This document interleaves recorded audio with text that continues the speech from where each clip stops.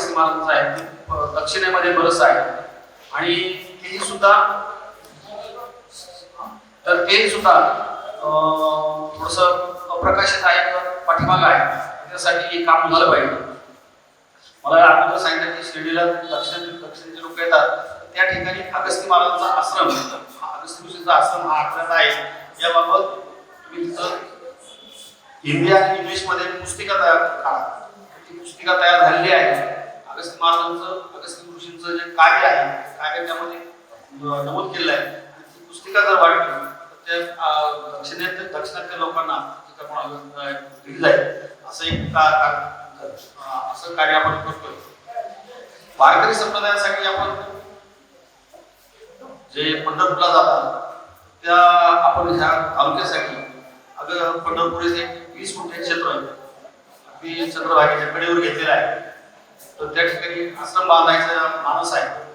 तर तोही सुद्धा आपण तालुक्यातील सर्व जनतेला आपण कळवलेला आहे. त्याचप्रमाणे आपल्या जे क्षेत्र आहे ते त्र्यंबकेश्वर असेल, आळंदी असेल, पंढरपूर असेल, किंवा असेल, पैठण असेल त्या ठिकाणी आपल्या पालखी सोहळे नियमानं जात आहे. मात्र आपण जी आज मला कल्पना दिली तर ती कल्पना राबवण्यासाठी 2-3 कमिट्या करायला सांगितल्या. खरं असं डॉक्टर साहेबांचं म्हणणं आहे ते केलं पाहिजे. वारकऱ्यांची एक कमिटी असली पाहिजे. एक ब्राह्मण वृंदाची कमिटी असली पाहिजे. त्यांनी आदित्य हृदय स्तोत्र आणि ज्या दररोजच्या पूजा आहेत त्या पूजा त्या ब्राह्मण वृंदात त्या कमिटीने कसं करायचं काय करायचं हे सांगितलं पाहिजे. वारकरी संप्रदायाने एकादशीच्या दिवशी तिथं आले पाहिजे, पिंड्या आल्या पाहिजे, लोकांची रेलचेल आली पाहिजे, तिथं चैतन्य निर्माण झालं पाहिजे आणि काही तरुण वर्गाचा कमिटी करावी. त्या तरुण वर्गाने एकत्र जर झाले तर त्यांनी सुद्धा या देवस्थानच्या विकासासाठी काम करावं. अशा 2-3-4 कमिट्या केल्या पाहिजे. त्याचा प्रसार आणि प्रचार झाला पाहिजे असं मालपाई साहेबांचं मार्गदर्शन आहे. पण ते निश्चित करून तुम्ही सर्वजण साथ द्या. मालपाई साहेब आज आले तरी उत्सव आपला साजरा होणारच आहे, चालू आहे. परंतु हे जे आदित्य हृदय स्तोत्राचं दुसऱ्या आवृत्तीचं प्रकाशन त्यांच्या हस्ते होतंय. पुन्हा एका दिवसाच्या वतीने त्यांचं स्वागत करतो. तुम्ही सर्वजण दानशूर कुटुंब जे दत्तात्रय शेठ जोथवे त्यानंतर त्यांचे चिरंजीव सगळे आले त्यांनी देवस्थानला याला त्या मार्गाने काय ते पुढाकार घेऊन मार्गदर्शन करतात, दान करतात. त्यांचे एकदा आभार. तुम्ही सर्वजण आला सर्व आपले नागरिक त्यांचे पुन्हा एकदा ऋण व्यक्त करतो आणि माहिती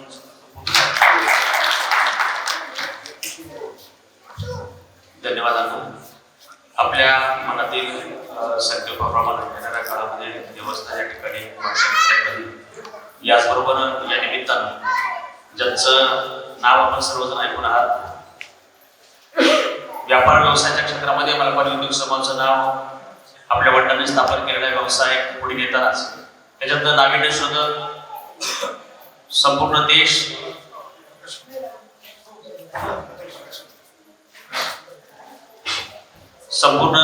आपल्या डोळ्यासमोर व्यापार व्यवसायाच्या निमित्तानं उद्योगाच्या निमित्तानं ठेवून त्यांनी आपल्या स्वतःचा एक वेगळा लौकिक त्या ठिकाणी निर्माण केला. याचबरोबर धार्मिक क्षेत्रामध्ये देखील त्यांचं काम मोठं आहे. आपल्या सर्वांचं श्रद्धास्थान असलेल्या श्री राम जन्मभूमी अयोध्या मंदिराचं जे खजिनदार आहे, याचबरोबर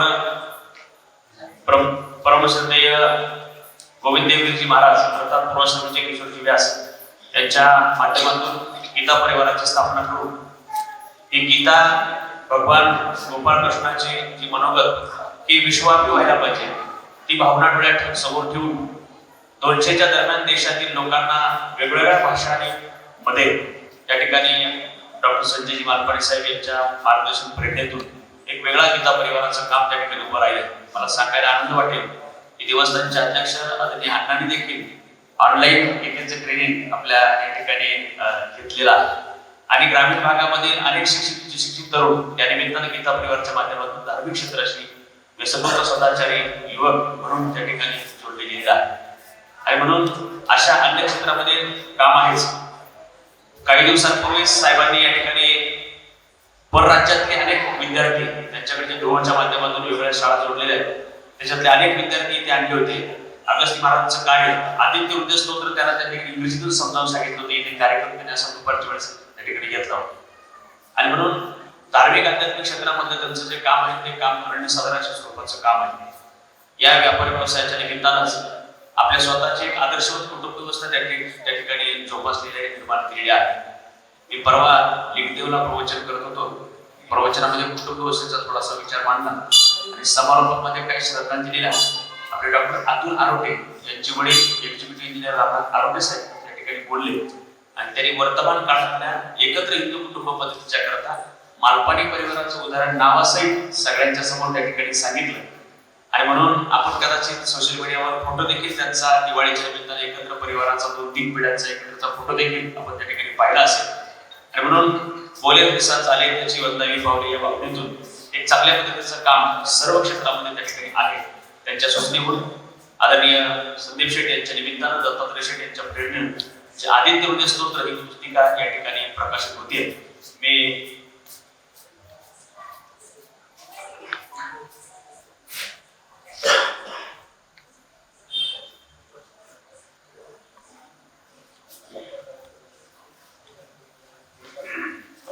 प्रकाशन सोहळा आपण या ठिकाणी पार पाडतोय.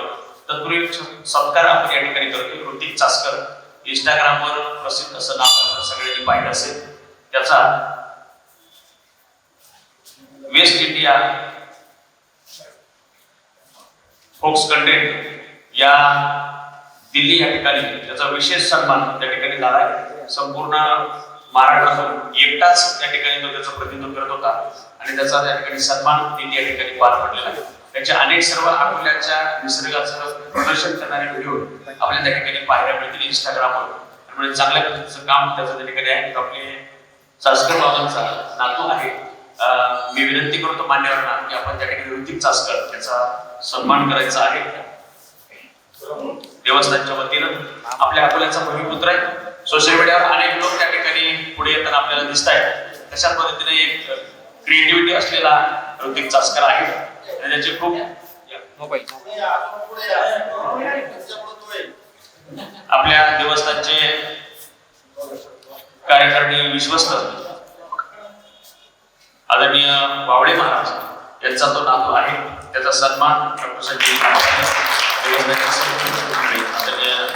अण्णा आदरणीय भाऊ शेवाळे आणि सर्व मंडळी यांच्या त्या ठिकाणी पार पडतोय.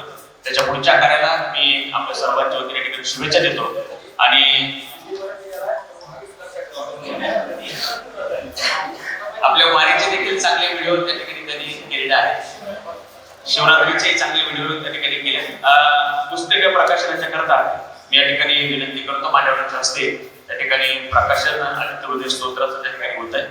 आपल्याला आपल्या भाषणामधून आदित्य हृदय स्तोत्राचं महत्व डॉक्टर संजय मालपाणी सांगतीलच, जेणेकरून आपल्याला सगळ्यांना नित्य पूजेमध्ये आणि नित्य आपल्या सकाळ संध्याकाळच्या प्रार्थनेमध्ये आदित्य हृदय स्तोत्राचा त्या ठिकाणी उल्लेख करता येईल, त्याचं पठण करता येईल.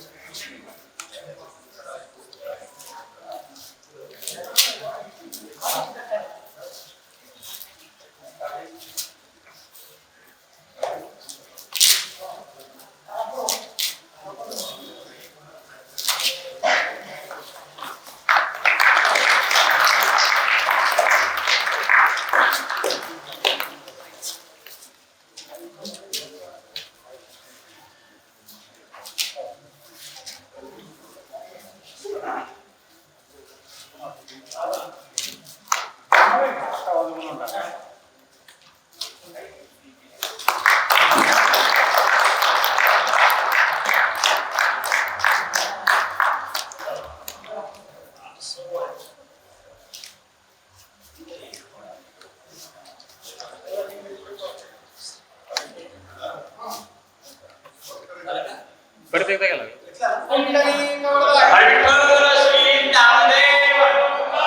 श्री पंढरीनाथ भगवान महादेव अगस्ती महाराज की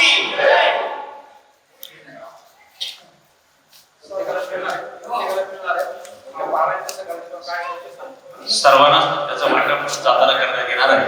मी यानंतर विनंती करतो डॉक्टर डॉक्टर संजय बालपट तिथेच बोलता या ना की आपण या ठिकाणी आपलं मनोगत या ठिकाणी व्यक्त करा.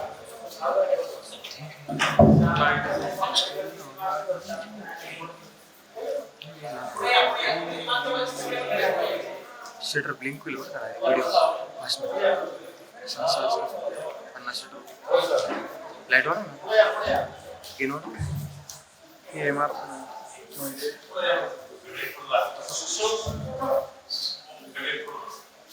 अगस्ती देवस्थानाचे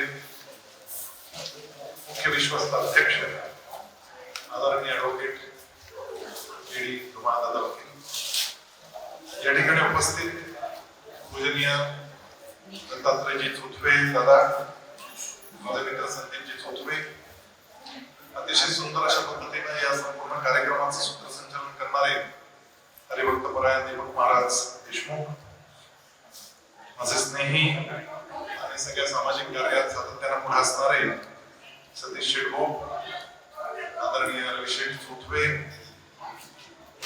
रामेश्वरजी राठी, रामनाथजी मुतडक,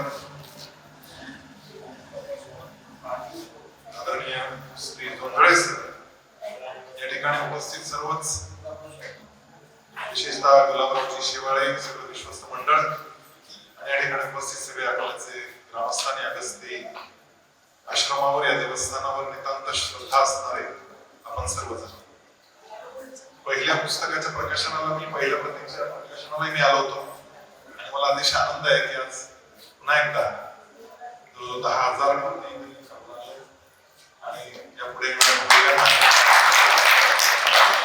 मिळत राहतील. फार छोटस पुस्तक आहे, आपल्याला वाटलं काय एवढं छोटीशी पोथी, पण हे मंत्र आहे. अगस्त्य ऋषी, ऋषी म्हणून आपण ज्यावेळेस एकूण त्यांचं स्वरूप पाहतो त्यावेळेस आपल्याला असं वाटतं की ज्ञानाची उपासना करणारे, अध्यात्माची उपासना करणारे ऋषी असतील, असं एक चेहऱ्याकडे पाहिल्यानंतर, त्यांच्या चित्राकडे पाहिल्यानंतर आपला समज होतो. परंतु त्या काळचे ऋषी वेगवेगळ्या ऋषी परंपरा आणि त्यामध्ये अगस्ती पीठ जे होतं, त्या अगस्ती पीठाची परंपरा ही ज्ञानम विज्ञान सहितम यज्ञात्मा मोक्षसे शुभात अशी या पीठाची महत्ता होती. केवळ ज्ञानाची उपासना नाही केली, त्या ज्ञानाच्या सोबत सोबत विज्ञानाची उपासना करा आणि त्या विज्ञानामध्ये सगळ्यात महत्वाचं जर काही काम असेल तर ते डिफेन्स सिस्टीम उभी करणे. कारण या संपूर्ण दंडकारण्य परिसरामध्ये ज्या वेगवेगळ्या दैत्यांचं, राक्षसांचं आक्रमण व्हायचं आणि या ठिकाणी पुण्या गोविंदानं अतिशय शांत चित्तानं नांदणारी जी प्रजा होती, त्या प्रजेला अनंत हालपेष्टा सहन कराव्या लागायच्या, त्यांचे अत्याचार सहन करावे लागायचे आणि ही सगळी पर्ण मंडळी होती लंकेतून यायची त्यावेळेस. म्हणजे आपल्याला हा पूर्वीपासून शाप आहे, पूर्वी तिकडून यायचे, आता इकडून येतात, पण येत राहतात आणि ते जे येत राहतात त्यांना योग्य पद्धतीनं त्यांचा समाचार घेण्यासाठी जी डिफेन्स टेक्नॉलॉजी डेव्हलप केली पाहिजे, ती टेक्नॉलॉजी डेव्हलप करण्याचं संपूर्ण विज्ञान त्या ठिकाणी विकसित झालं, ते हे महानतम असं ठिकाण आहे. आणि त्यामुळे भगवान श्रीराम ज्यावेळेस वनवासी यात्रा करत होते त्यावेळेस त्यांना अनेकांनी सांगितलं की तुम्हाला या वनवासात जात असताना तुम्हाला दंडकारण्यात गेलं पाहिजे आणि तिथे जाण्यापूर्वी तुम्हाला अगस्त्य ऋषींचं दर्शन घेतलं पाहिजे. म्हणून ते अगस्त्य आश्रमामध्ये आले आणि अगस्त्य आश्रमामध्ये आल्यानंतर त्यांना अगस्त्य ऋषींनी रावणाला मारण्यासाठी म्हणून जी काही शस्त्रास्त्र तुला गरजेची असतील त्या सगळ्या शस्त्रास्त्रांचं ज्ञान, विज्ञान, त्याचं प्रशिक्षण ते या ठिकाणी दिलं. मंत्र सामर्थ्यांच्या माध्यमातून कशा पद्धतीनं आपल्याला, कारण मंत्र हे अक्षरांचे बनलेले असतात आणि अक्षर या शब्दाचाच मूळ अर्थ असा आहे की ज्याचा क्षय होत नाही ते अक्षर, तो अक्षर पावत नाही कधी. म्हणजे बाकी सगळं अक्षर पावतो, लिहिलेला असेल, कागद असेल तर तो काही दिवसातच जातो, तो जर शिलालेख लिहिलेला असेल तर काही शतक तो शिल्लक राहतो, परंतु आपल्या तोंडून निघालेला जो शब्द असतो तो शब्द मात्र या संपूर्ण वातावरणाच्या मंडलामध्ये, त्या कॉस्मॉस एनर्जी मध्ये कुठे ना कुठे थांबलेला असतो. तो तुम्हाला आश्चर्य वाटेल, मी एक दक्षिण भारतातल्या स्वामी प्रसन्न व्यंकटाचार्य चतुर्वेदी नावाच्या एका महात्म्याला ऐकलं एकदा. मी चाट झालो, हा माणूस काय बोलतोय, कशा पद्धतीचं विज्ञान हा माणूस सांगतोय, अस्खलित इंग्रजीमध्ये आणि अतिशय कठीण अशा संस्कृत मध्ये एकत्रितपणे हे दोन्ही विषय तो कसा काय मांडतोय, बरं या माणसाला एवढं लक्षात कसं राहतं. मी त्याला भेटलो आणि त्याला विनंती केली की तुम्ही आमच्याकडे या संगमनेरला आणि तुमच्या या ज्ञानाचा काही लाभ मला मिळू द्या.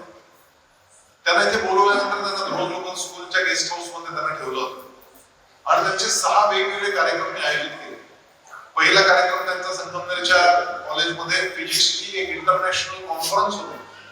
त्या इंटरनॅशनल कॉन्फरन्सला अनेक फॉरेनर्स आलेले होते. तिथे त्यांचं एक भाषण ठेवलं होतं. त्याच्यानंतर तिथल्याच लॉ कॉलेजमध्ये विधी विषयावर त्यांचं एक व्याख्यान होतं. ते स्वतः विधी विषयाचे ते लॉयर होते.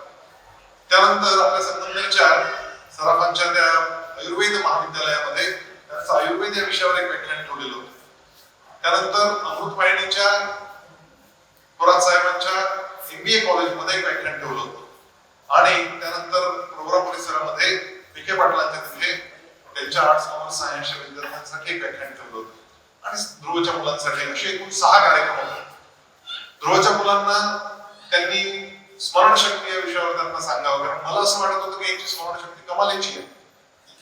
मग मी त्यांना घेऊन गेलो वेगवेगळ्या ठिकाणी. त्यात संगमनेर कॉलेजवर जी कॉन्फरन्स होणार होती फिजिक्सची, त्या फिजिक्सच्या कॉन्फरन्स मध्ये मी आधीच गेलो आणि त्यांना मागून तिथे आणण्याची व्यवस्था केली होती. मी आधी तिथे बसलो होतो आणि माझ्या आधीच्या एका वक्त्यानं, ते दिल्लीहून आलेले होते, मोठे सायंटिस्ट होते आणि सौर ऊर्जा या विषयावर त्यांचा विशेष अभ्यास होता.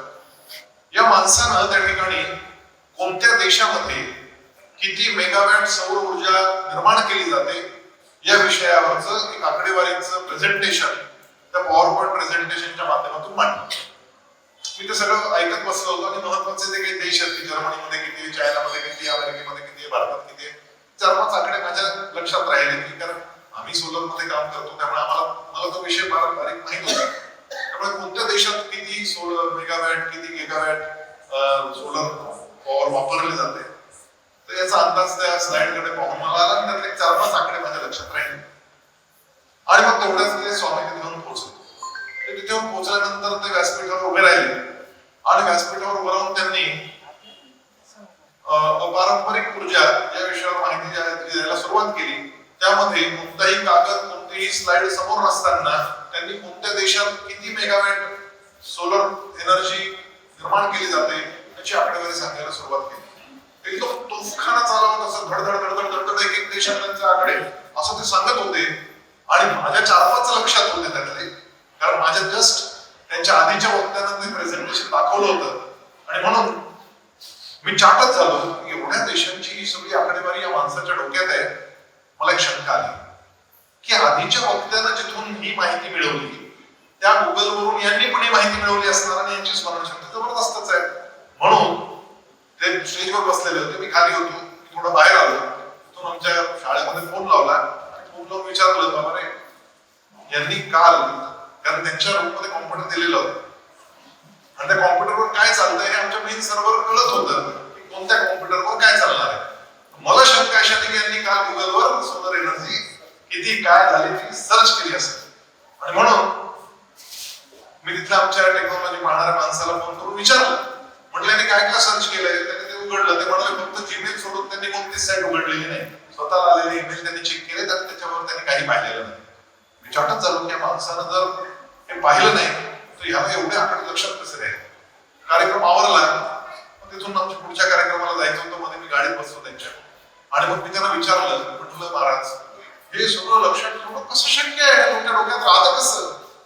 ते म्हणे चुकीचा प्रश्न. म्हणजे ते म्हणे मी लक्षात काहीच ठेवत नाही, आता जर मला विचारलं तर मला त्यातला एकही आकडा आठवणार नाही. म्हटलं तुम्ही मगाशी जे धडधड तोफखान्यासारखं बोलला ते कसं काय बोलला. ते म्हणे माझा अँटीना जो आहे तो मी त्या कॉस्मिक स्पेअर मध्ये, त्या वातावरणामध्ये तो जोडला आणि जिथे ती माहिती आहे तिथून ती माहिती माझ्या मेंदूमध्ये आली. ती मेंदूत आल्यानंतर तोंडाने सांगितली, माझं काम झालं, कनेक्शन कट केलं, आता मला काय आठवत नाही. म्हणजे काय हा चमत्कार आहे, म्हणजे हे आपला विश्वासच बसणार नाही. बरं या माणसाला मी लॉ कॉलेजमध्ये नेलं तो तिथे वेगवेगळी कलम सांगायला लागला. महाराज वकील साहेब, तुम्हाला आश्चर्य वाटेल, तुम्हाला कलम पाठ नसतील एवढी त्यांना कलम पाठ होती. तिथून आम्ही तिकडे त्या आयुर्वेद कॉलेजमध्ये गेलो. तिथं आयुर्वेद आणि लेटेस्ट काय तुमचं मेडिकेशन आणि ॲलोपॅथी या विषयावर ते बोलले. एखाद्या डॉक्टरला फडाफड मारावं अशी फड त्यांची ती वाणी चालली. आश्चर्यानं थक्क व्हायला होतं. आणि पंडितांना विचारलं, वाटलं महाराज काय सिद्धी आहे सांगा तरी. ते म्हणाले की ही मंत्रसिद्धी आहे. अनेक मंत्र आणि विशेषतः हयग्रीवाची उपासना केल्यानं, हयग्रीव या देवाचं नाव आपल्याला माहित नाहीये, घोड्याचं तोंड असलेला देव, आणि याची उपासना मी केली आणि त्या उपासनेतून मला ही सिद्धी प्राप्त झालेली आहे की मी जी अक्षर या भूमंडलामध्ये, या वातावरणामध्ये, या आकाश मंडलामध्ये जिथे जिथे ती अक्षरं लपलेली आहेत तिथून ती माझ्या मस्तिष्कात आणण्याची सिद्धी मला प्राप्त झालेली आहे. कारण अक्षर एकदा कोणाच्या तोंडून बाहेर पडलं की ते संपत नाही, म्हणून त्याला अक्षरच म्हणतात. आणि त्या मंत्रसिद्धीतून, त्या मंत्रांच्या माध्यमातून कशा पद्धतीच्या सिद्धी प्राप्त होऊ शकतात याचा त्यांच्या त्या बोलण्यातून मला अनुभव आला. म्हणजे माहितीसाठी सांगतो, मी वयाच्या 48व्या वर्षी ठरवलं की आपण गीताच पाठ केली पाहिजे. आणि 48व्या वर्षी भगवद्गीता पाठ करायला मी सुरुवात केली. माझा विश्वास नव्हता माझ्यावरच की आपण हे करू शकतो, कारण 700 श्लोक आहेत. 700 श्लोक म्हणायचे म्हटल्यानंतर आणि पाठ करायचे. मी आपल्या देवासमोर बसलो, मनोभावे प्रार्थना केली की म्हटलं कृष्णा सांभाळून घे, प्रयत्न मी करणार आहे, पण ताकद तुला लावावी लागेल, माझी तेवढी ताकद नाही. पण मी ध्यास घेतला, प्रयत्न केला आणि हळूहळू का होईना, निवांत का होईना 2 वर्षात माझी भगवद्गीता संपूर्ण पाठ झाली. पण नाही एखादा टाळ्या होतो, पण टाळ्याचा भाग पुढे आहे. मी गंमत अशी झाली या दरम्यान की ती भगवद्गीतेची पुस्तके मी पाहत होतो, वेगवेगळ्या टीका पाहत होतो. त्या सगळ्या टीका पाहताना एक गोष्ट माझ्या प्रकर्षाने लक्षात आली. महाराज जवळजवळ 75 पुस्तकं भगवद्गीतेची वेगवेगळी आणून ठेवली होती घरी. आणि ते एक श्लोक पाठ केला की त्या पुस्तकात काय म्हटलंय 75 पुस्तकं मी पाहिजे. शेवटी असं झालं की ती सगळी पुस्तकं ठेवून दिली, कारण माऊलींच्या ज्ञानेश्वरीच्या पलीकडे दुसरं कोणतंच पुस्तक नाही हे कळायला पाहिजे. आणि नुसतं भगवद्गीता म्हणून नव्हे तर एकूणच ज्ञानविज्ञान, एकूणच योगशास्त्र, मूळ मुद्द्यातलं योगशास्त्र, हे योगशास्त्र जे माऊलींनी उलगडून दाखवलंय, अतिशय गोड, अतिशय मधुर, अतिशय मिठास असणार अशी ती अमृतवाणी की आपल्याला कळते. मराठी आपल्याला येतं. काय भाग्यशाली होत आपण की आपल्याला ज्ञानेश्वरी कळते. हेच तिकडच्या दक्षिणेतल्या उत्तरेतल्या लोकांना ज्ञानेश्वरी नाही कळत. आणि आजपर्यंत म्हणजे हिंदी ज्ञानेश्वरी लिहिण्याचा प्रयत्न, म्हणजे भगवद्गीतेचं हिंदी भाषांतर करण्याचा प्रयत्न अकोल्याच्या एका सरांनी केला होता, परंतु ज्ञानेश्वरीचा हिंदी भावानुवाद हा आजपर्यंत कोणाला जमला नाही. कारण शक्यच नाही. काय कल्पना आहेत, त्या कल्पनांना साजेशी आणि मिळतीजुळती शब्दरचना सापडणं दुसऱ्या भाषांमधून हे सुद्धा अशक्यप्राय. आणि म्हणून ज्ञानेश्वरी आपल्या कोणी जर वाचली नसेल अजूनही आणि हात लावला नसेल एवढं जाड आहे म्हणून, तर फॉरगेट इट, घ्या आणि कुठेही सुरू करा. आणि त्याचा तर सोपा अनुवाद शेजारी लिहिलेला असेल तर तो वाचा, कारण प्राकृत ज्ञानेश्वरी कळायला आपल्यालाही जड जाते. म्हणून मी वेगळं पुस्तक सोबत वाचायचो ज्ञानेश्वरीचं सोपं भाषांतर असं. पण मुद्दा सांगण्याचा हा आहे की ज्या वेळेस मी पाठ करत होतो त्यावेळेस माझ्या लक्षात असं आलं की आपण एखादं पुस्तक वाचायला लागतो त्यावेळेस आपला वाचनाचा वेग प्रचंड वाढलेला आहे आणि आपण प्रचंड वेगानं वाचू शकतो. आणि नुसतं पुस्तकाचं पान असं समोर धरलं तर लहान मुलाला आपण टाइम्स ऑफ इंडिया वाचताना जर पाहिलं, म्हणजे तिसरी म्हणजे बालवाडीतला मुलगा आहे, आताशी अक्षर ओळख त्याला झालेली आहे आणि तो टाइम्स ऑफ इंडियाचं फ्रंट पेज असं धरून वाचतोय. तर आश्चर्य वाटत आपल्याला. मी त्याला विचारलं काय वाचतो, पेपर वाचतो. म्हटलं कसं काय वाचतो, मला वाचून दाखव. तर त्याने वाचून दाखवलं. TIMES. आता तो वाचतोय की नाही, तो टाइम्स शब्द एक एक अक्षरानं तो वाचतोय, त्यामुळे त्यालाही वाचनच म्हणायचं. आणि टाइम्स शब्द एकदम वाचणारा तोही वाचतोय. आणि टाइम्स ऑफ इंडिया ही संपूर्ण वर्तमानपत्रावरची जी नावाची ओळ आहे ती संपूर्ण एका नजरेत ग्रास करणारा माणूस तोही वाचतोय. पण त्याच्या पलीकडे जाऊन अख्खच्या अख्खं पान फोटोग्राफी सारखं आपल्या डोळ्यात खेचून घ्यायचं आणि ते सगळं पान आपल्या डोक्यात जायचं असं व्हायला लागलं हे माझ्या लक्षात आलं. त्यानंतर मी 4-5 लोकांना सांगितलं तुमच्या आवडीचं पुस्तक घेऊन या. त्यांच्या आवडीचं पुस्तक ते आणायचे, त्यातलं कोणतेही पान उघडा माझ्या समोर ठेवा, मी ते वाचतो आणि मग तुम्ही मला त्याच्यावर प्रश्न विचारायचे. टेस्ट स्वतःची करून घेतली कारण मला चिंताच घ्यायची होती की काय चाललंय, कसं शक्य आहे, कसं होत आहे. अशा पद्धतीची आणि त्या सगळ्या माझ्या मित्रांनी ज्यांनी माझी परीक्षा घेतली कमाल आहे. तू पानच्या पान असं क्षणभर असं समोर धरलं की ते सगळं डोक्यात उतरतं. अशा पद्धतीच्या सिद्धी येतात आणि जातात. ते जितक्या लवकर येतात तितक्या लवकर जातात बरं का. ते तुमचं वागणं बोलणं तुमचं एकूण आचरण विचरण जे काही आहे ते जर गडबडलं की ते चालल्या जातात लगेच. आणि त्यामुळे ती सात्विकता, ती जगण्यातली शुद्धता आणि ते यमनियम ते सातत्यानं पाळावे लागतात. ते जर सातत्यानं पाळले, युक्ताहार विहारस्य युक्तचेष्टस्य कर्मसु युक्त स्वप्नावबोधस्य युक्तो भवति दुःखा. ते आपला आहार, आपला विहार, आपलं झोपणं, आपलं जागं राहणं, आपलं कर्म या सगळ्या गोष्टींवर काम करावं लागतं तर योग साधला जातो. तर मग आपण दुःखातून बाहेर पडतो. तर अशा पद्धतीच्या सिद्धी या मंत्रांमध्ये लपलेल्या असतात, या अक्षरांमध्ये लपलेल्या असतात आणि अक्षर कधीच न संपणारी अशी मंत्रसिद्धी असते हे आपल्याला लक्षात यायला लागतं. घटना अशी घडली होती की प्रभू श्री राम ज्यावेळेस दंडकारण्यात आले आणि ते चित्रकूटला थांबले. चित्रकूटला ज्यावेळेस भरताला कळलं तो आपल्या वडिलांचं अंत्यविधी करायला म्हणून त्याला अयोध्येला बोलावून आलं आणि आजोळी गेलेला भरत आणि शत्रुघ्न परत आले. आणि परत आल्यानंतर त्यांनी जे काही सगळं पाहिलं ते थक्क झाले, विचलित झाले. भरतानं स्वतःच्या आईला म्हणजे कैकेयीला अक्षरशः शिवीगाळ केली. आता तू वैरिणी असा शब्द वापरला की माझी वैरिणी आहेस, माता नाही माझी. आणि मग नंतर त्यांनी सांगितलं की काही नाही, मी काही राजाभिषेक होणार नाही, मला राज्याभिषेक करण्याचा विषयच नाही, रामच राजा आहे आणि मी क्षमा मागायला जातो, हातापाया पडतो, त्याला घेऊन येतो. आणि म्हणून परत तिने आया म्हणाले आम्ही पण येतो, आमचं चुकलंच झालं. त्या कैकेयीलाही पश्चाताप झाला. आता कैकेयीला पश्चाताप झाला खरा, परंतु कैकेयीची त्यावेळेची मानसिकता आणि मंथरेच्या तोंडून त्या कैकेयीला अशा पद्धतीनं भ्रमित करण्याचं जे काही कारस्थान घडलं ते भगवंतानं सरस्वती मातेला सांगून त्या कैकेयीच्या डोक्यात ही भानगड घातली आणि मग त्या कैकेयीने त्या मंथरेनं त्या कैकेयीचं डोकं भडकवलं. मग कैकेयीचं डोकं फिरवलं आणि हे सगळं डोकं फिरवण्याचं कारण होतं की राम वनवासात गेला पाहिजे, वनवासात जाऊन त्यानं रावणाचा निपात केला पाहिजे आणि त्याच्यासाठी याचा जन्म याला पाठवण्याची ही सगळी योजना आहे. आणि खरंच आहे, जर राम वनवासातच नसता गेला तर आपण रामाची एवढी मंदिरं बांधली असती का? तो वनवासात गेला, रावणावर विजय प्राप्त केला आणि वनवासात ज्या पद्धतीने त्यानं सगळ्या जागोजागी स्वतःचं मित्रमंडळ तयार केलं.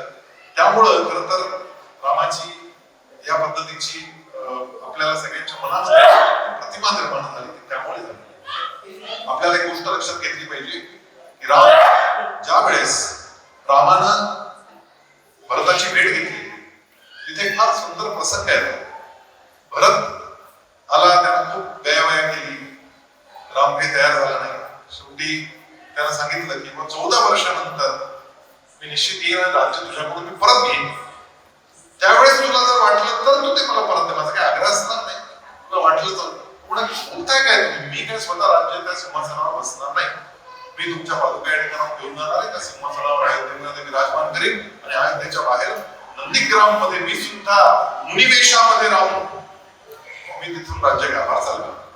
आणि 14 वर्ष कंदमुळं फळं खाऊन हा भरत नंदीग्राम मध्ये राहिला. परंतु ज्यावेळेस चित्रकूटनी सगळी मंडळी निघाली त्यावेळेस भरत पुढे डोक्यावर ते पादुका घेऊन निघाला आणि शत्रुघ्न मागे होता. भरत थोडा पुढे गेला आणि रावण शत्रुघ्नाला परत बोलावला, रे इकडे काय मानतोस म्हणाला. काय बोलताय तुम्ही? वडील राहिले नाही आपले, आता तुम्हीच मोठे बंधू म्हणून माझे वडील आहात, मी तुम्हाला वडिलांच्या जागी मानतो. सीतामाईला काय मानतोस? तिला आईच्या जागी मानतो. आमच्या दोघांची शपथ घालून तुला सांगतो, तू आता अयोध्येत राहणार आहेस, आम्ही दोघे इकडे आहोत.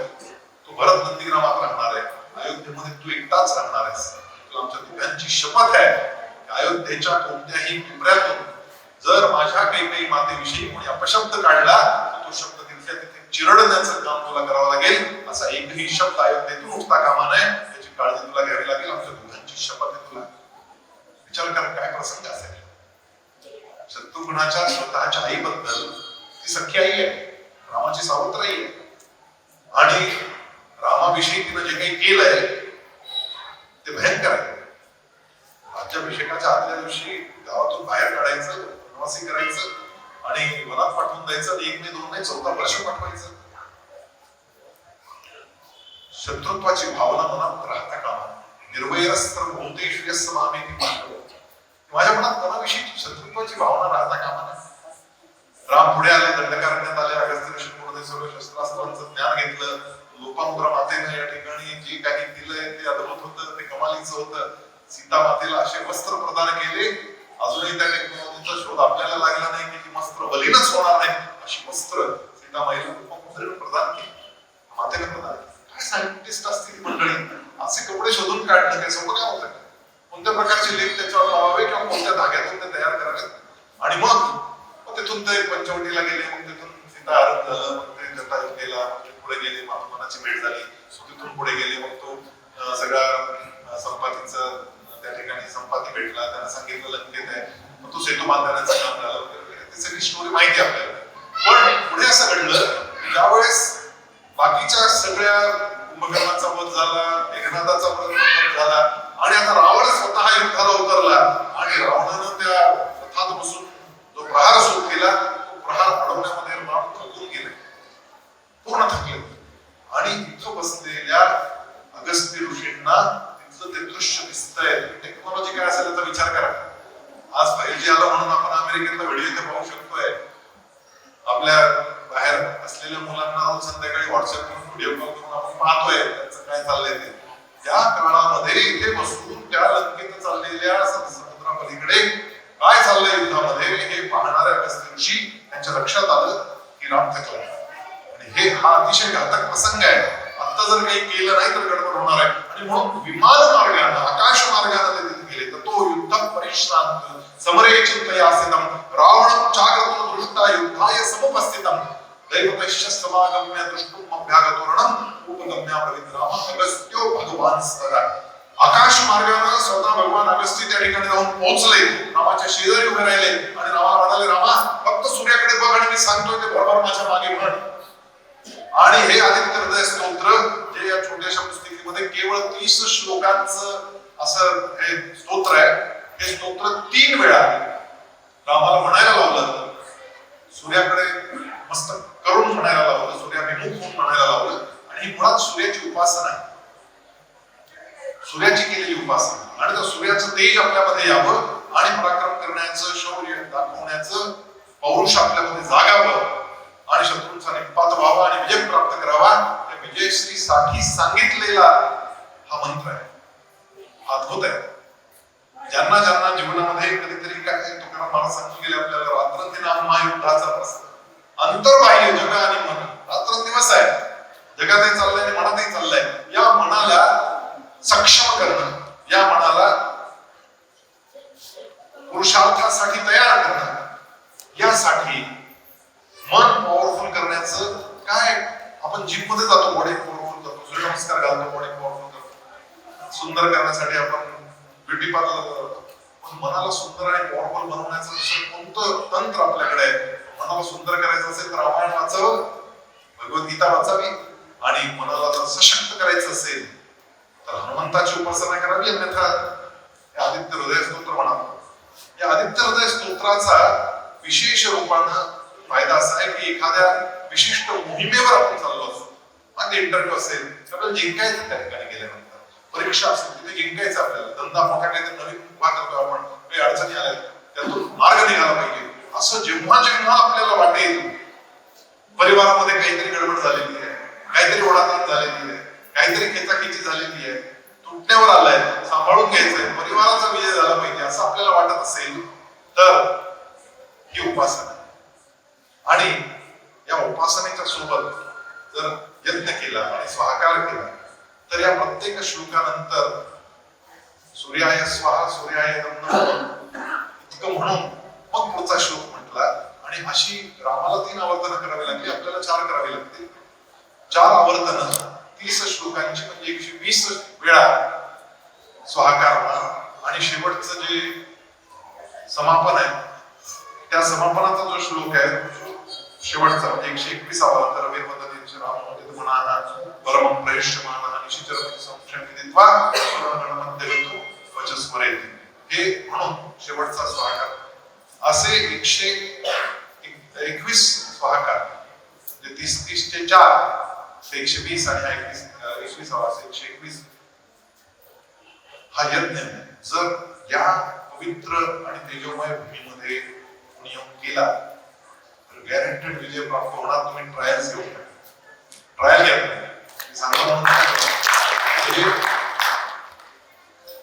म्हणजे मी तर अनुभव घेतलेलेच आहे. तुमच्या माहितीसाठी सांगतो, मला कुठून नाही पडलंय उद्योग हा सगळं.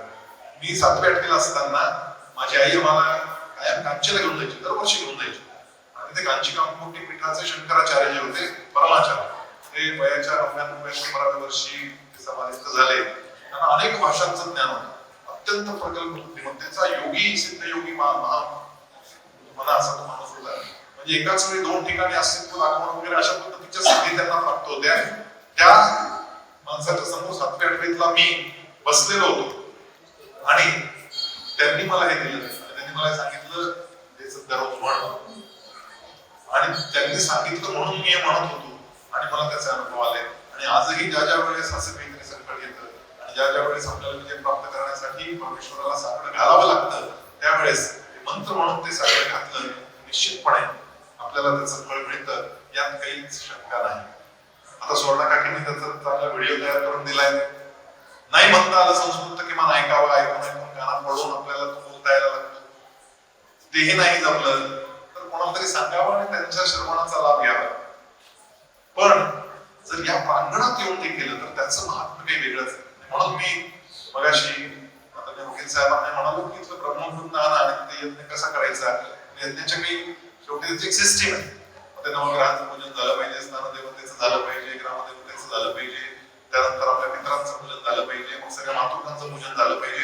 ही सगळी पूजन झाल्यानंतरच मग तुम्हाला मूळ यज्ञाकडे जाता येतं. त्यांना त्यांचे हवीर दिले नाहीत तर त्या देवता नाराज होऊन जातात. आणि म्हणून ते सगळं सिस्टमॅटिकली करावं लागतं. ते सिस्टमॅटिक करणं याचं स्किल त्या ब्रह्मवृंदाला असतं. आणि अशा पद्धतीचे पौर्णिमेच्या दिवशी जर या ठिकाणी यज्ञ आरंभ झाले, तुम्हाला गॅरंटीने सांगतो तुमचा एक यज्ञ आरंभ होईल आणि हळूहळू करता तुम्हाला दर पौर्णिमेला किमान 100-200 यज्ञ करावे लागतील अशी परिस्थिती निर्माण होईल. आपल्या नाशिक मध्ये आता समस्त मेळा येतोय, त्या निमित्तानं आपलं हे स्थान महात्म्य, आपल्या आश्रमाचं महात्म्य जर लोकांपर्यंत देशभरात पोहोचलं म्हणून तरुणांची कमिटी करून त्यांनी त्याचे व्हिडिओज करावे. तर बरं झालं त्याच करायचा आपण सत्कार केला. त्यांनी हा सगळा जो विषय आहे हा एखाद्या तज्ञाकडून बदलून या स्टोरीज तयार करून त्या जर मांडल्या एखाद्या कॉलेजमध्ये, आपल्या कॉलेजमध्ये आपण शाळेमध्ये जर अगस्तीच्या जीवनावरचं एखादं महानाट्य सादर केलं, त्या नाटकाच्या माध्यमातून त्याचे क्लिपिंग्स वापरून देशभरामध्ये आणि विदेशातही, मी ज्या वेळेस माझ्याकडे विदेशी पाहुणे येतात त्यांना प्रकर्षण आधी इथं घेऊन येतो आणि त्यांना हे सगळं सांगतो की काय नेमकं. आणि तुम्हाला मी सांगतो त्यांना इथे आल्यानंतर जे व्हायब्रेशन्स मिळतात, आपण रोज येतो म्हणून आपल्याला काय होतं माहितीये काय, घरकी मुलगी दाखवण्याचा प्रकार असतो. आपल्याला माहितच नाही काय पाहिजे, काय ताकद आहे.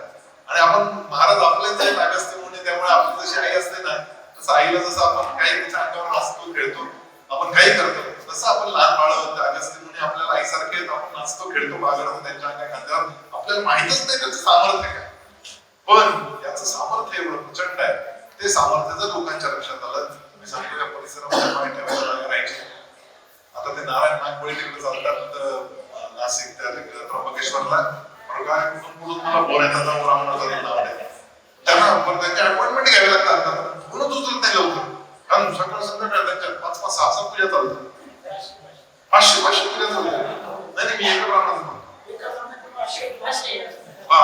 500 लोकांना कॉमन मध्ये सामुदायिक विवाह करतो तसे सामुदायिक काय चाललंय आपल्या. मी असं काही घडलं ना तर अकोल्याची इकॉनॉमीच बदलून जाईल महाराज. इथले हॉटेल चालायला लागतील, इथले रेस्टॉरंट चालायला लागतील, इथले फोटोग्राफर चालायला लागतील, इथले फ्रेमवाले चालायला लागतील, इथले मूर्तीवाले चालायला लागतील, इथले पोथीवाले चालायला लागतील, इथले पुस्तकवाले चालायला लागतील, इथले प्रसादवाले चालायला लागतील, इथले हारवाले चालायला लागतील. काय नाही चालणार एवढं सांगा मला. अद्भुत सामर्थ्य असणारे हे ठिकाण, पण एकट्या धुमाळांवर आपण सगळे टाकून नाही चालणार. आपल्याला खालीचा वाटा प्रत्येकाला उचलावा लागेल आणि आपलं हे क्षेत्र जगाच्या नकाशावर यावं यासाठी. कारण आपल्याकडे जे आहे ना ते कोणाकडेच नाही, कोणाकडेच नाही. हे आदित्य हृदय स्तोत्र आणि यातून मिळणारे लाभ हे एवढे अनन्यसाधारण आहे की लोक विजय प्राप्त केल्यानंतर परत या ठिकाणी येऊन नवस पिढीला परत येतील. एक माणूस दोनदा येईल आणि एकदा यायला लागला की तो परत परत येईल. कारण प्रत्येक संकट दरवर्षी आहेत, दररोज आहेत, रात्रंदिन आहे, रोज पण नाही, रात्रंदिन आहे. त्यामुळे अशा संकटाच्या समयी अगस्त्य महाराजांच्या आठवणीनं आणि त्यांच्या चरणी येऊन अशा पद्धतीचं हे यज्ञ करणं यातून वेगळ्या प्रकारचा माहोल या ठिकाणी तयार होईल आणि निश्चितपणे त्याचा खूप मोठा लाभ त्या भक्तांना तर होईलच, परंतु आपल्या सगळ्या स्थानिक लोकांना, आपल्या भक्तांना देखील त्याचा फार मोठा लाभ निश्चितपणे होईल. आणि एकूणच सगळी चक्र ही वेगळ्या गतीनं फिरायला लागतील. आज पुन्हा एकदा त्याचं प्रकाशन झालं, त्याबद्दल विशेषतः संदीपेंना मी धन्यवाद देतो. कारण हा विषय मी त्यांना बोलतो, त्यांनी ताबडतोब ते माझ्याकडून मागून घेतलं, ते लगेच छापलं, ते वितरित केलं. पुस्तकं आता संपली, त्यांनी परत तयार केली, त्यांनी मला गठ्ठभर पुस्तकं दिली, ती माझी संपली.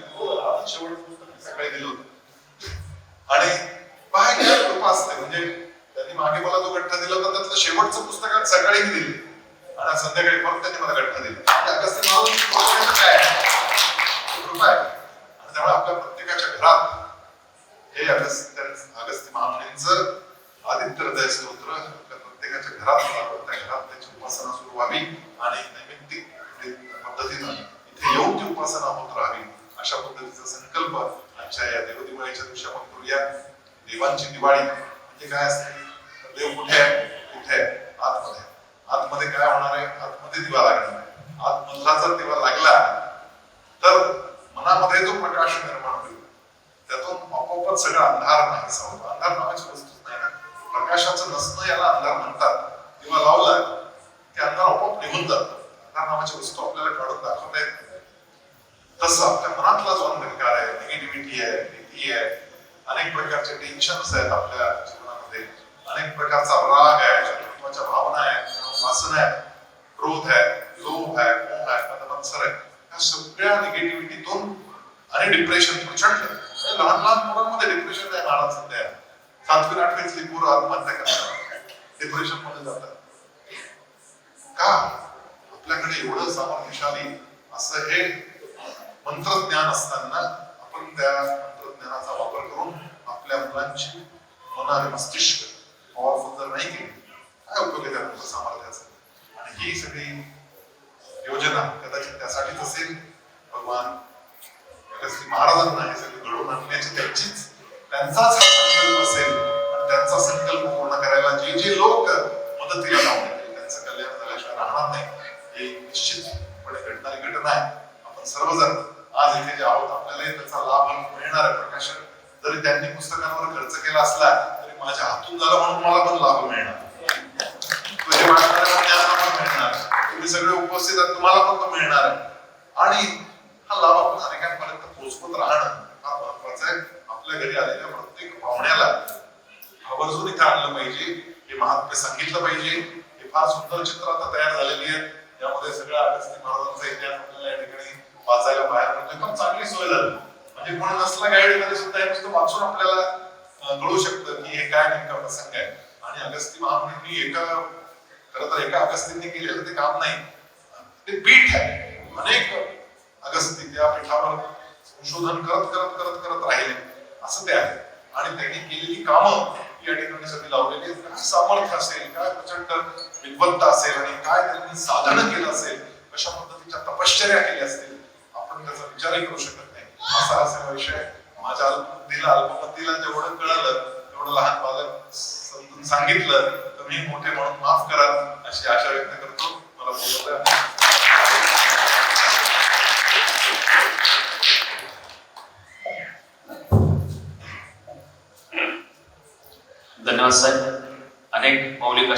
थोडंसं मार्गदर्शन आणि प्रेरणा आम्हाला होईल अशा प्रकारचं मनोगत आपण या ठिकाणी व्यक्त केलं. त्या निमित्तानं आम्हालाही आदित्य हृदय स्तोत्राची महती त्या निमित्तानं समजली आणि अनेक उपासक या निमित्तानं आदित्य हृदय स्तोत्राचे अर्थात अगस्त्य महाराजांचे या ठिकाणी जे पूर्वी भक्त आहेत ते उपासनेच्या अंगानं या ठिकाणी आदित्य हृदय स्तोत्राची उपासना करतील अशी अपेक्षा आणि विश्वास या निमित्तानं आहे. आपले देवस्थानच्या वतीने व्यक्त करताना या आदित्य हृदय स्तोत्राचं प्रकाशन दुसऱ्यांदा करून आपल्या सगळ्यांना ज्यांनी परमार्थाच्या करताची वेगळ्या प्रकारची प्रेरणा निर्माण करून दिली ते आपल्या तालुक्याचे भूमिपुत्र या राज्यात देवस्थानच्या वतीने त्यांना विनंती करतो की आपण आभार या कार्यक्रमाचे आपण व्यक्त करावे. आदरणीय युवा उद्योजक संदीपजी सोतेजी.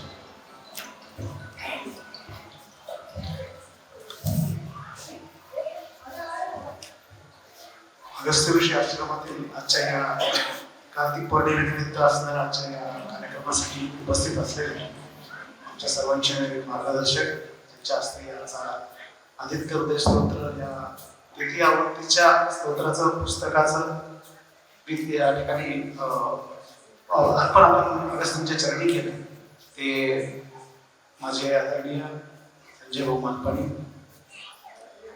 खरं तर संजय भाऊंचा वेळ मिळणं ही माझ्यासाठी फार मोठी गोष्ट होती आणि मी त्यांच्यावर बराच वेळा असतो. मी फार प्रयत्न करत असतो की संजय भाऊ कुठं सापडतो त्यांच्याबरोबर कुठं राहायला आपल्याला मिळतं. कारण की ते सरस्वती आणि लक्ष्मी एकत्र मिळाल्यानंतर किती एक तास तर कसं झालं एक उत्तम उदाहरण मला संजय भाऊ मिळतं. आदरणीय यांच्या या देवस्थानचे आपले विश्वस्त आदरणीय किडी अण्णा, या उपस्थित असणारे आमचे तीर्थोप दादा आणि मंचावर उपस्थित सर्वच विश्वस्त मंडळाचे सर्व सदस्य.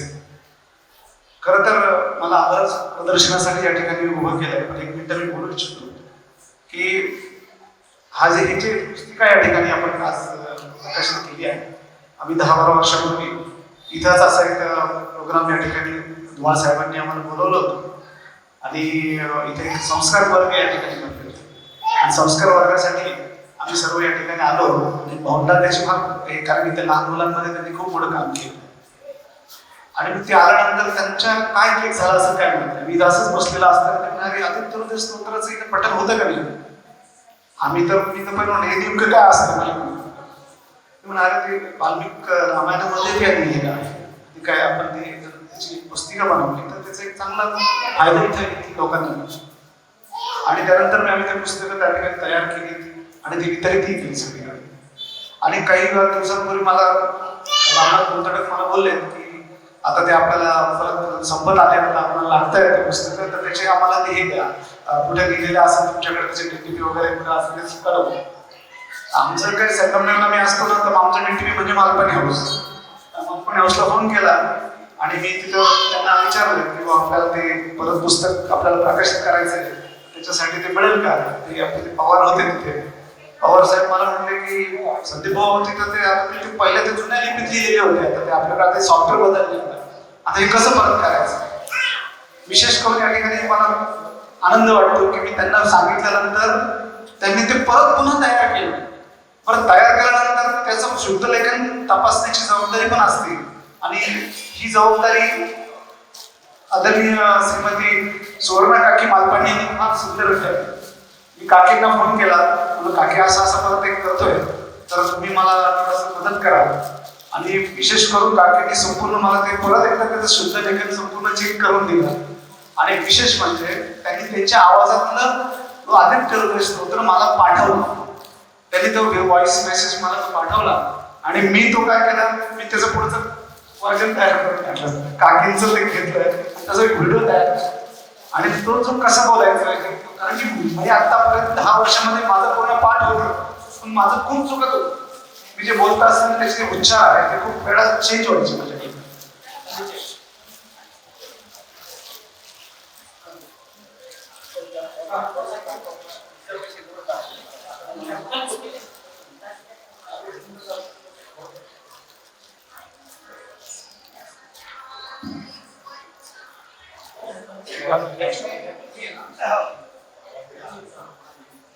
ऍक्च्युली मी आता अगस्त्य ऋषी आश्रमाच्या व्हॉट्सअप ग्रुप आहे त्याच्यावर टाकलाय त्याचा व्हिडिओ तर आपल्या सर्वांना तो वितरित होईलच तिथून सगळे काय सर्क्युलेट व्हायला काही वेळ लागत नाही आजकाल सोशल मीडियावर. त्यामुळे मला वाटतं की तो जो आहे तो आपल्या सर्वांना मिळेल आणि त्याच्यात त्यांचं जे उच्चार आहे काकींच्या स्वतःच्या आवाजात आहे. मी त्यांना खूप आज विनंती केली होती काकींना, म्हणून काकी तुम्ही पाहिजे होतं, पण ते म्हणा प्रकृतीच्या अस्वस्थतेमुळे त्यांना मला जमलं नाही. पण मी नक्की एक दिवशी जमली एक मिनिट असं ते त्यांनी मला कबूल केलं आणि त्या ठिकाणी त्यांनी मला कबूल केल्यानंतर मी म्हटलं ठीक आहे. आणि मी विचार केला आता आपल्याला भाऊला कसं मला बोलवायचं, कारण की मग मी त्यांना मेसेज केला. तर त्या दिवशी दिल्लीमध्ये होते, दिल्ली मंदिरामध्ये त्यांना पाहिलं असेल.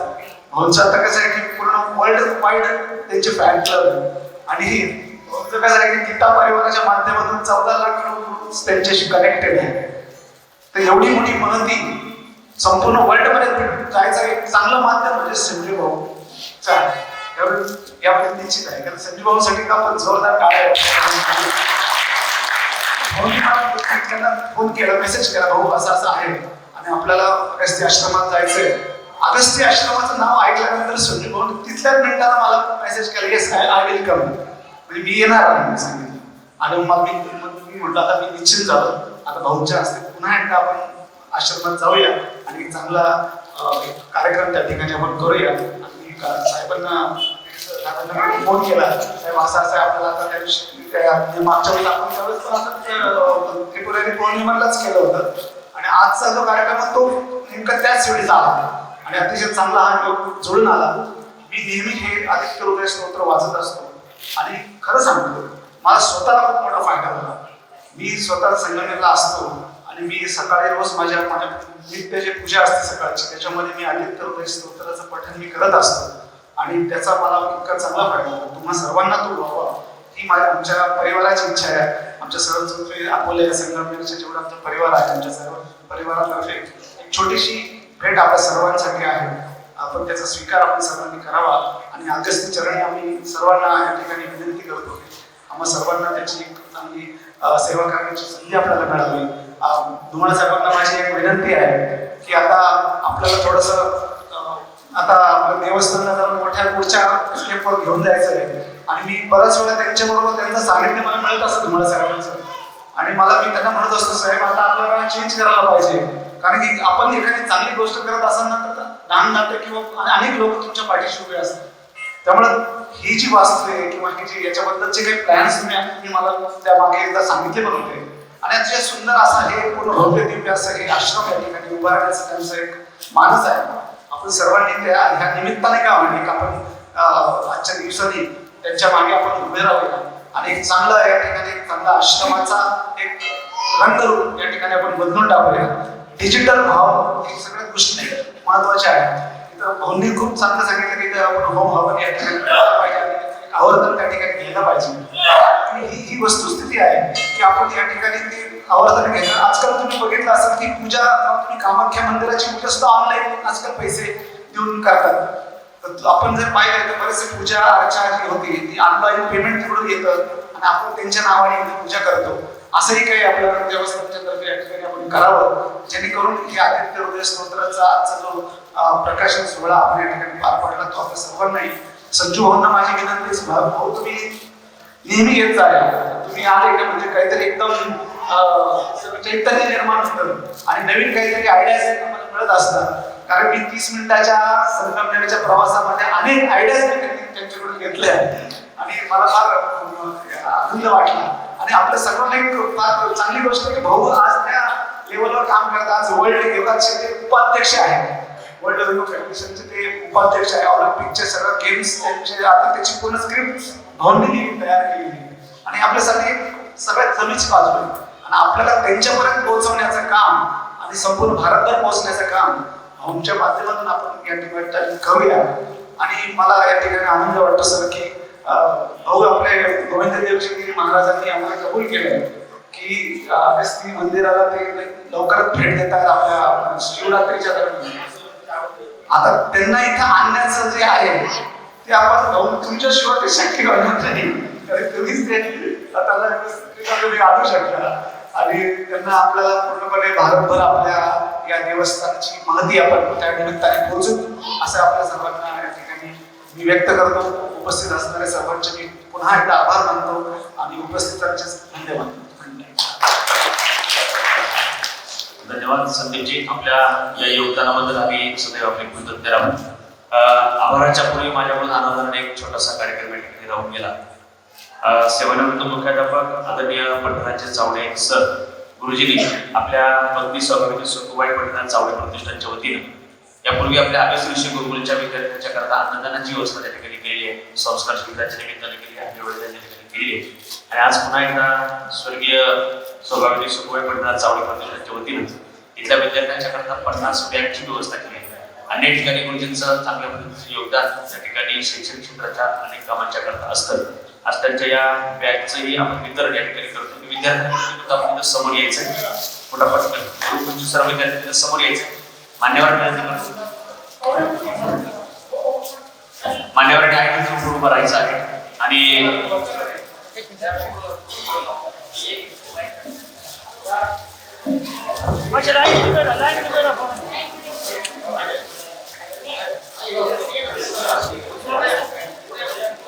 थोडे मागे दादा थोडं मागे. चावडे पठराजचे मनापासून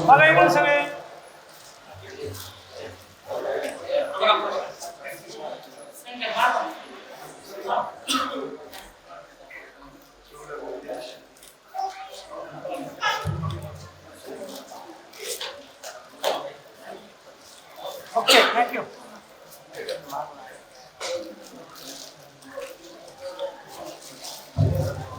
सर्व मान्यवरांना विनंती आहे, सर्वांनी दीपोत्सवासाठी ताबडतोब बाहेर यायचं आहे. त्या ठिकाणी दीपोत्सवाचा कार्यक्रम संपन्न होईल. त्यानंतर लगेचच चौथ्या परिवाराच्या वतीने त्या ठिकाणी प्रसादाचं वाटप करण्यात येत आहे. त्याचा सुद्धा सर्वांनी अवश्य लाभ घ्यावा. की पुन्हा एकदा सर्व मान्यवरांना विनंती करतो, दीपोत्सवासाठी सर्वांनी बाहेर यायचंय.